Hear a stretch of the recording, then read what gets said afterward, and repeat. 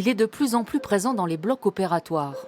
Le robot est installé avant l'arrivée du patient qui va se faire opérer d'un cancer de la prostate. En général, vous leur montrez. Ouais, j'essaye souvent de le montrer quand même. Qu'au moins les gens comprennent un petit peu ce qu'on va leur faire. Aucune appréhension. Confiance au chirurgien. Dans cette clinique, cela fait 14 ans que le chirurgien opère les cancers de la prostate avec cette technique. 100% des prostatectomies pour cancer sont faites au robot. L'agression de la chirurgie au patient, elle est minimisée.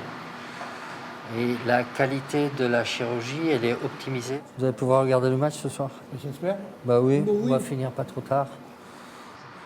C'est très bien ce qu'on fait. L'intervention a lieu par célioscopie.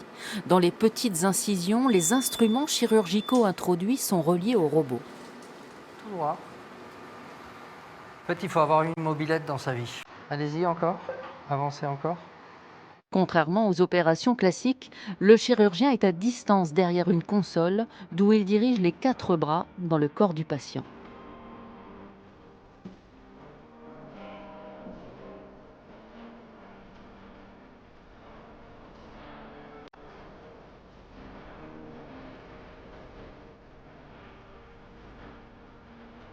Il n'y a vraiment aucune difficulté à reproduire les mouvements de mes mains.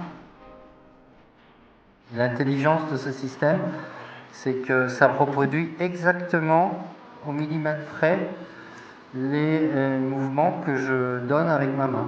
Et avec mon pied droit, je commande l'alternance des instruments et surtout la caméra. Le robot est un assistant précieux. Le chirurgien garde la main sur les décisions. La notion d'équipe reste importante. Avant, on faisait quand même, déjà c'était une ouverture de tout le ventre. J'ai beaucoup moins de risque d'hémorragie. Parce qu'en fait c'est très très fin, donc c'est vrai que ça saigne très peu. On est fasciné chaque jour de voir ce type d'opération. Oui, ah oui, moi je trouve ça fabuleux. Mais le robot Da Vinci X coûte cher. Un investissement d'1,5 million d'euros pour le groupe privé qui a été le premier en France à faire exercer ses chirurgiens en 2009. C'est un outil qui n'apporte pas la rentabilité, c'est bien clair. C'est un effort que fait l'établissement, que l'on opère selon les anciennes technologies ou les nouvelles technologies, c'est le même prix qui est demandé en remboursement à la sécurité sociale et aux patients. Le chirurgien, lui, ne reviendrait pas aux anciennes techniques car l'efficacité pour le patient est inégalable.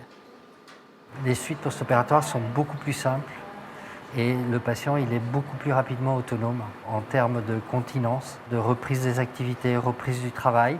Et il y a aussi la sexualité qui est nettement améliorée après ce type de chirurgie. Nous aussi, les chirurgiens, on en tire profit sur le plan physique puisqu'on sort d'une intervention beaucoup moins fatiguée que à être debout pendant des heures à manipuler des instruments. 1500 patients ont ainsi été opérés ici. Ce même robot a été utilisé dernièrement en chirurgie thoracique qui a donné lieu à une première mondiale.